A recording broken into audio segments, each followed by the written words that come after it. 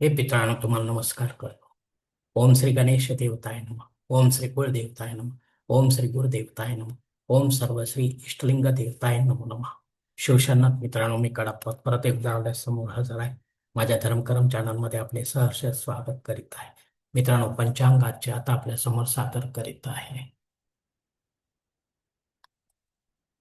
मित्रांनो, आज शुक्रवार दिनांक 27 मार्च 2026, शालिवान शके 1948, संवत्सर पराभव, अयन उत्तर, ऋतू वसंत, मास चैत्र, पक्ष शुक्ल, तिथी मित्रांनो आजची नवमी तिथी आहे. सकाळी 10 वाजून 7 मिनिटानंतर दशमी तिथीला सुरुवात होईल. वार शुक्रवार आहे. नक्षत्र मित्रांनो पुनर्वसू नक्षत्र आहे.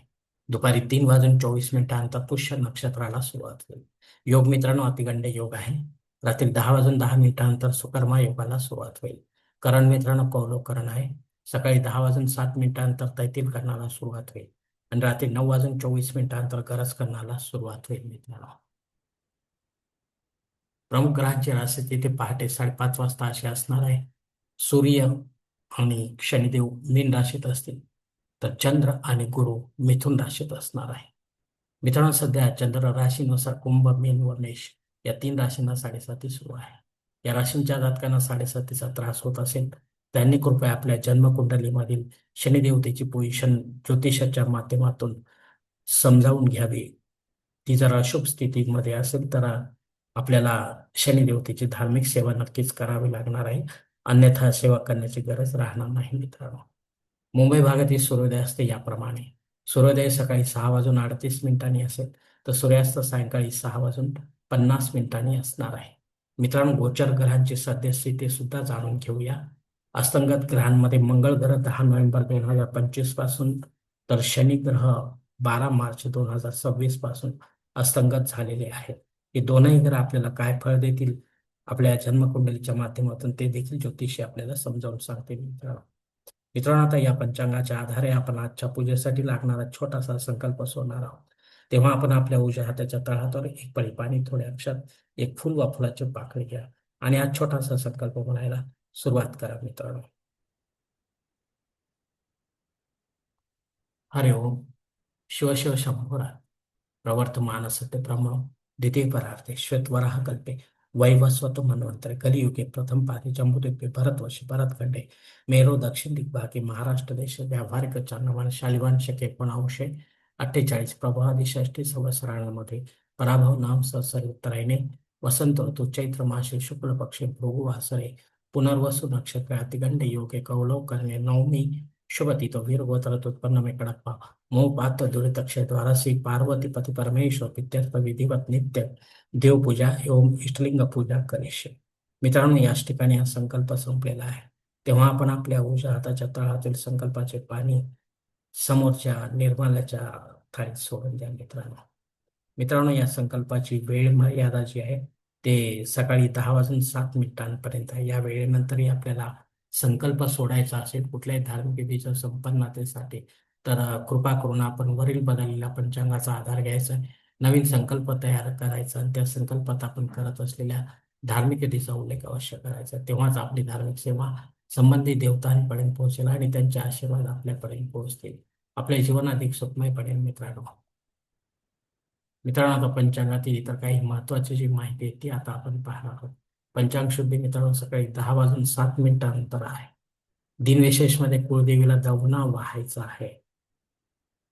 नवरात्र समाप्ती देखील आहे. मित्रांनो, चैत्र प्रतिपदापासून ते नवमी पर्यंत जे काही आपण घट स्थापना केलेली असेल आपल्या कुळदेवीची, तिची सांगता आज आपल्याला करायची. घट विसर्जन आपल्याला सकाळी 10 वाजेपर्यंत, जास्तीत जास्त 10 वाजून 7 मिनिटाच्या आत घट विसर्जन व्हायला हवे. मित्रांनो, भलेही आपण ते सूर्यास्ताच्या आत वाहत्या पाण्यामध्ये विसर्जन करा. मित्र, पण घट हलवायला विसरू नका या वेळेच्या आधी.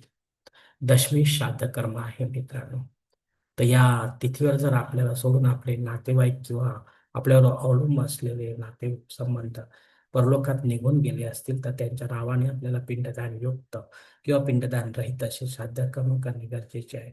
घरी करा किंवा तीर्थक्षेत्री करा, पण विधिवत करा, पंडिताच्या माध्यमातून करा आणि अपराह्न काळातच करा. तेव्हाच आपली पितर सेवा आपल्या